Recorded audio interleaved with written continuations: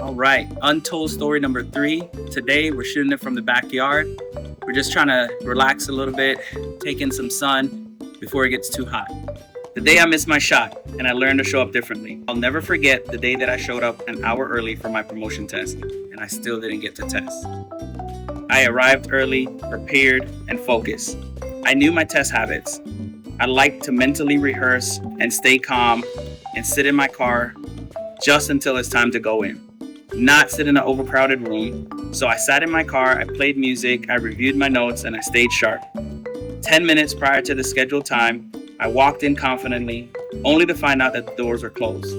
It was locked. The test proctor said the entry window was closed. Apparently, my watch was off by a few minutes. And just like that, I was out. I was crushed. It was my first time testing for this specific promotion.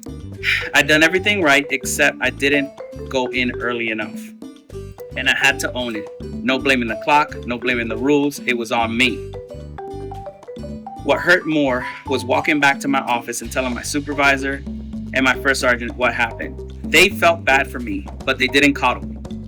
We talked about it, they saw my disappointment, and I sat in it for a moment. But I made the decision right then and there. This won't ever happen again. The next year, a different story. I built a new routine. I showed up early. I was in the room 30 minutes before the doors closed. I didn't wait in my car.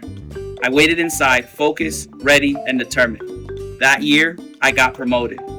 Here's the thing. Sometimes you control the outcome. Sometimes you don't. But you always control the lesson. And that day, I learned that being early isn't the same as being prepared. I also learned the power of owning your mistakes, making a change, and pressing forward with a new mindset. Mistakes don't define you, but how you respond does.